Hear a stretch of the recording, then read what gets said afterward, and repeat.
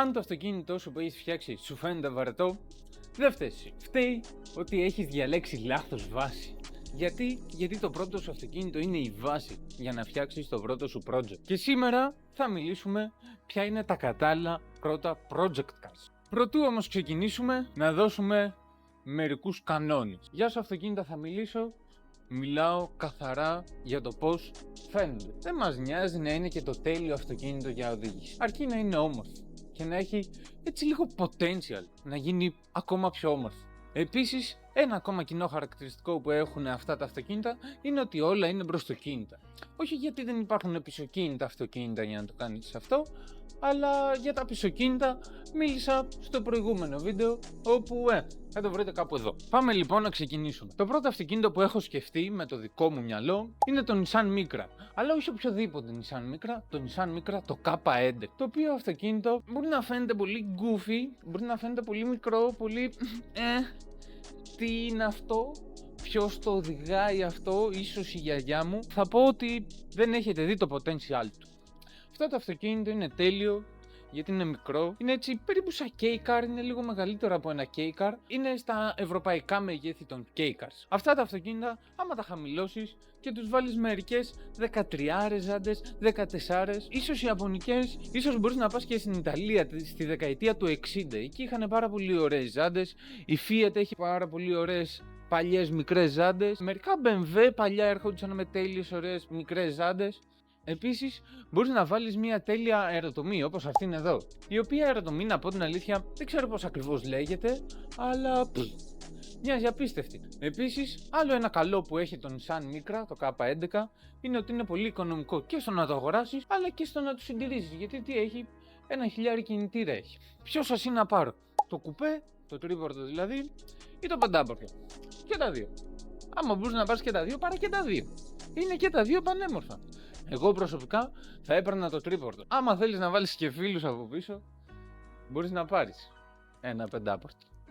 Άμα έχεις φίλους. Συνεχίζουμε στη λίστα και τώρα θα μιλήσω για ένα αυτοκίνητο το οποίο μοιάζει πάρα πολύ με ένα αυτοκίνητο που ανέφερα στο προηγούμενο βίντεο. Μοιάζει πάρα πολύ με το Ford Sierra, το πεντάπορτο, το hatchback. Κυρίως γιατί είναι σχεδόν ίδια. Είναι το Corolla, το AE92. Πάλι θα μιλήσω κυρίως για το πεντάπορτο hatchback, επειδή για κάποιο λόγο μου αρέσει αυτό το στυλ αυτοκινήτου. Έχει κάτι το διαφορετικό, δεν ξέρω γιατί, αλλά μου αρέσει πάρα πολύ. Σε αυτό το αυτοκίνητο, όπως και στο Ford Sierra που μιλήσαμε στο προηγούμενο βίντεο, μπορείς να το χαμηλώσεις, να του βάλεις ωραίες ζάντες, κυρίως από η Ιαπωνία. Ίσως θα μπορούσαν να μπουν και μερικές BBS. Θα είχε πλάκα ένα Corolla με BBS. Ειδικά αυτό το Corolla με BBS. Για το Corolla αυτό δεν έχω να πω πολλά. Το μοτέρ του είναι πάρα πολύ χρήσιμο, άμα θέλεις να το βάλεις στο K70 που μιλούσα στο προηγούμενο βίντεο. Αλλά γενικότερα είναι ένα ωραίο οικονομικό αυτοκίνητο το οποίο έχει πάρα πολύ χώρο. Έχει πάρα πολύ potential για να γίνει όμορφο. Συνεχίζουμε. Σε ένα αυτοκίνητο το οποίο τουλάχιστον εδώ πέρα στην Ελλάδα υπάρχει πολύ, αλλά για κάποιο λόγο κανένας δεν το φτιάχνει. Είναι το Suzuki Swift και κυρίως το Suzuki Swift Sport. Αυτό με τον 1600 κυβικά κινητήρα που έχει περίπου 160 άλογα, δεν ξέρω, μπορεί να λέω και χαζομάρες, μπορεί να έχει και 140, αλλά είναι κάπου εκεί. Είναι ένα πολύ ωραίο αυτοκίνητο, ειδικά αν θέλεις να το κάνεις πιο πολύ track focus, να πηγαίνεις στην πίστα ή μπορείς να βγεις και στα βουνά, να κάνεις έτσι λίγο τόγκε. Είναι ένα αυτοκίνητο το οποίο δεν χρειάζεται πολλά. Από τη μάνα του, ειδικά το Sport, έχει μερικά spoilers στους προφυλακτήρες, αλλά και πίσω στο πορπαγκάζ. Άμα του βάλεις μια ωραία ζάντα, το χαμηλώσεις και ίσως το κάνεις έτσι ένα έντονο φαν χρώμα, θα βγει πάρα πολύ ωραίο. Τώρα τη ζάντα θα έβαζα σε αυτό. Θα έβαζα τις RPF1, όπου δεν χρειάζεται να είναι οι Encase, υπάρχουν και οι JR. Αυτές. Δεν θυμάμαι το μοντέλο, αλλά ξέρω ότι υπάρχουν και σε JR. Σε συνδυασμό, βέβαια, η ζάντα με ένα χαμήλωμα πάλι φτιάχνει ένα τέλειο αυτοκίνητο το οποίο μπορείς να πας παντού και μπορείς να κάνεις το οτιδήποτε θέλεις. Βέβαια, στην τιμή είναι λίγο πιο τσιμπημένα από τα υπόλοιπα, αλλά δεν πειράζει, αν έχεις λίγο παραπάνω λεφτά, είναι απίστευτη λύση. Τώρα συνεχίζουμε σε κάτι όπου πάρα πολύ το έχετε σκεφτεί σίγουρα και παίζει πάρα πολύ κιόλας εδώ πέρα στην Ελλάδα. Honda Civic, και το EG και το YK, αλλά και το προηγούμενο το EF που είναι πριν το EG. Αυτό που θα έκανα εγώ αν έπαιρνα ένα Honda Civic θα ήταν να το κάνω κυρίως σε στυλ Kanjo Zoku το λεγόμενο. Για όσους δεν ξέρουν, το Kanjo Zoku είναι ένα community, μπορείς να το πεις, είναι ένα cult, μπορείς να το πεις. του car community της Ιαπωνίας. Στην ουσία αυτοί τι έκαναν, έπαιρναν CV, τα ξύλωναν, τα έκαναν πολύ ελαφριά και έτρεγαν στην Οσάκα, στο λεγόμενο Kanjo Loop. Εγώ προσωπικά, αν έπαιρνα ένα CV, θα κοιτούσα να είναι ένα hatchback ή ένα κουπέ. Δεν θα έπαιρνα ένα sedan δηλαδή. Δεν θα με ένοιαζε τόσο πολύ το μοτέρ του. Βέβαια, ναι, προφανώς θα ήταν γαμάτο, να είχε VTEC, να είχε το V16, αλλά και με τον D14 μια χαρά είναι. Του πατάς ένα τουρμπάκι εκεί πέρα, ανεβάζει άλογα και βαράς όλη μέρα και δεν θα σπάσει ποτέ. Τελευταίο αμάξι στη λίστα είναι πάλι άλλο ένα Toyota. Ίσως έχω μία αιμονή με την Ιαπωνία. Ίσως λίγο έχω κολλήσει τα Ιαπωνικά. Ναι, είναι πάλι ένα Toyota.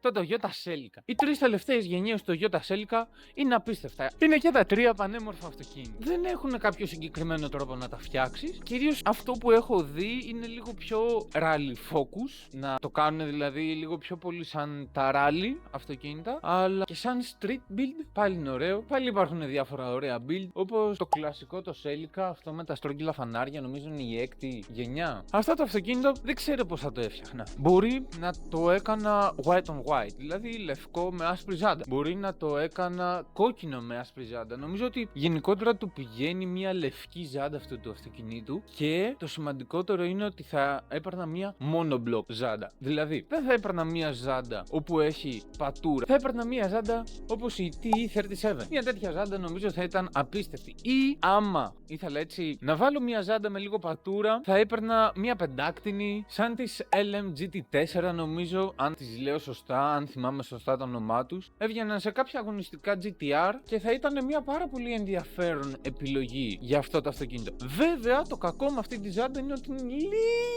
λίγο τσιμπημένη, λίγο πιο ακριβή από ό,τι θα έπρεπε να είναι. Αλλά εντάξει, όποιος έχει το budget μπορεί να το φτιάξει. Ένα αυτοκίνητο τώρα το οποίο είναι πάρα πολύ καλό και θα μπορούσε να είναι μέσα στη λίστα αυτήν, αλλά δεν τα κατάφερε, είναι το Volkswagen Golf. Αλλά, εδώ υπάρχει ένα μεγάλο αλλά. Όχι το MK4, όχι το MK2, όχι το MK5, το MK3. Και κυρίως το πεντάπρωτο το MK3. Δεν ξέρω γιατί, αλλά το MK3 μου αρέσει πολύ περισσότερο από όλα τα υπόλοιπα. Δηλαδή, το MK2 έχει μια λουσκουλιά. Το MK4 φέρνει πιο μοντέρνο. Το MK3 είναι ο συνδυασμός αυτών των δύο. Και γι' αυτό είναι απίστευτο. Εγώ θα το έπαιρνα και θα το έφτιαχνα με αρανάρ. Θα βάζα και λίγο κάμπερ στις ζάντες ώστε να δείχνει λίγο πιο ωραία. Και γενικότερα θα πήγαινα πιο πολύ στο 2000s Euro style. Αυτό που έπαιζε πάρα πολύ στη Γερμανία και εκεί πάνω στο βορρά που έχει πάρα πολύ κρύο. Ενώ εδώ όχι.